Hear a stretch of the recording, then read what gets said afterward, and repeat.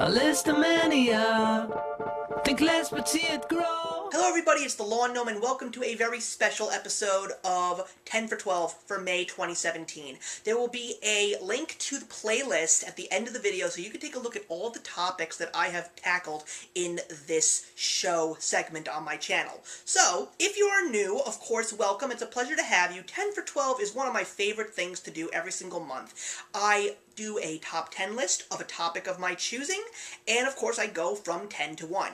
But what I also have turned this into is a collab, because I feel that it is a great opportunity to reach out to other people in the YouTube community in areas all over and just find a topic in common and see what we do. And they're always blind boxes, which means I have no idea what the other person or people are doing, but I only know my own, and when those videos air on YouTube, that is when I see if we actually share opinions and if we differ. And let me tell you something, it's always a great conversation starter.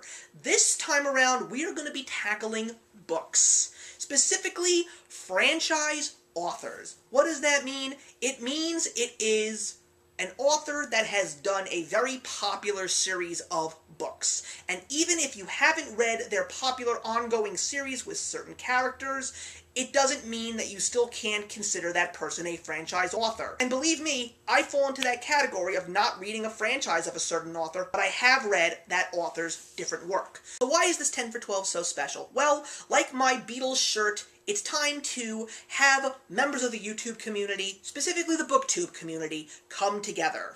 Because BookTube is a very strange place right now because of the way that it is enveloped in politics, I hate to say, and it's because of that that a lot of people have been feeling very distant, very terrified of making videos because they're afraid to voice their opinions.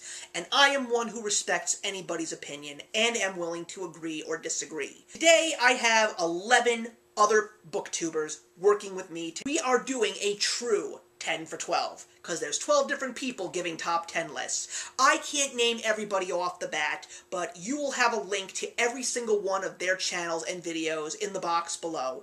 If you follow them, that's great. If you haven't heard of any of these 11 additional people besides myself, check them all out, because I wouldn't have asked them to join me on this collab if I didn't think that they were positive, influential, and just fun people to watch on YouTube. So what are we waiting for? Who are my 10 favorite franchise authors? Number 10 goes to Douglas Adams, who wrote The Hitchhiker's Guide to the Galaxy book series. Now, the reason why he is so low, because I know there's so many people that love Douglas Adams, I do too. I unfortunately has never finished The Hitchhiker's Guide to the Galaxy series. I've only gotten to book 3, because book 3 just didn't make sense to me at all. But I am planning, since I have become so invested in booktubing and reading so many books, even some books that have been sitting on my shelf for so many years, I am going to make it a goal of mine to finish The Hitchhiker's Guide to the Galaxy series, which is why Douglas Adams is number 10 on my list. Number 9 is Marissa Meyer. She is one of the newest authors that I have discovered, and I thank BookTube for that, because everybody and their mother and their cousin twice removed was ranting and raving about the Lunar Chronicles, and I, for one, can agree that that book series is so much fun. It's such an interesting spin on the classic fairy tale, science fiction, anime feel throughout the entire 4-book series, and I am just hoping that this series becomes a film series very soon, because I absolutely loved them. Number 8 is C.S. Lewis, and I'm proud because I have finally read all 7 books of the Chronicles of Narnia series. I've also seen the 3 films, and I have to say that it took me such a long time, but I feel so much more complete knowing that I have read all 7 of these books. The whole series was fantastic. While there were some books that were better than the others, I will definitely say I'm so happy that I have read all 7 of the Chronicles of Narnia, and I recommend them to anyone if you haven't read them yet. They're quick reads, too. Number 7 is Ian Dosher. Why? Because he has done the William Shakespeare Star Wars series. It's Star Wars for me in a whole new light, and I just cannot get over how brilliant it is. This guy took Shakespeare and Star Wars and basically created the perfect arranged marriage, and I am so excited for the sequel trilogy, meaning episodes 7, 8, and 9, to join the collection that has already been composed. If you haven't read his work, you will absolutely love it. Number 6 is Stephen King. I have not read his franchise, and that's the Dark Tower series. I will be seeing the film when it comes out in August, but I have read many of Stephen King's books, and at this point in time, his book It, which also has a movie coming out in September, is my favorite book of all time.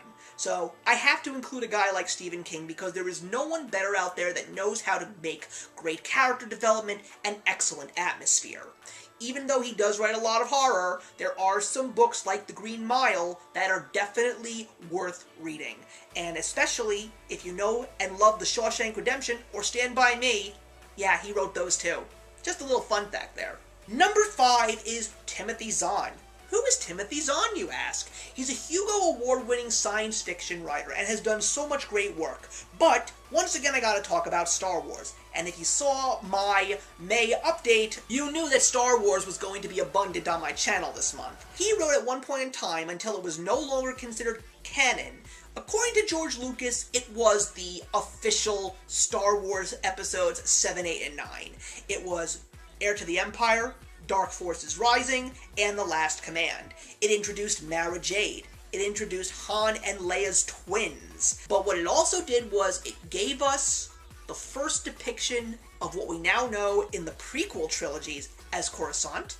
And if you watch Star Wars Rebels, that was the first place where we were introduced to Grand Admiral Thrawn, who is my favorite villain in the Star Wars series. And I am so happy that they brought Grand Admiral Thrawn into Star Wars Rebels because he's too much of an amazing villain not to be part of the canon.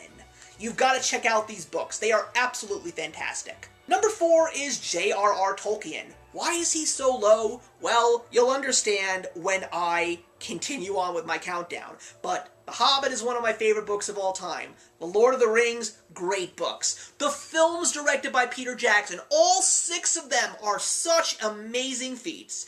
If you haven't read Lord of the Rings or The Hobbit, at least read The Hobbit, because The Hobbit is one of the greatest adventures of all time. Number 3, I hope that this passes, guys, but I'm giving it to Frank Miller. He's a graphic novel writer, but he is part of the Batman franchise. He wrote one of the greatest Batman stories of all time, The Dark Knight Returns, and he also wrote another classic Batman story in Batman Year One. The Dark Knight Returns brought darkness back to comics and really brought Batman out of the campiness that was given to him thanks to the comic book code in the Silver Age of comic books, and the Super Friends in Hanna-Barbera, and of course the Adam West TV show. You have to read this book. It is so amazing because it tackles so much social commentary rather than just giving you a great Batman story. And you should also see the Bruce Timm DC animated film, because it is fantastic. It originally was parts 1 and 2, but now you can get the deluxe edition and get the entire 4-part story in film version in one whole movie. Number 2 is R.L. Stine. Forgot about him, right? No.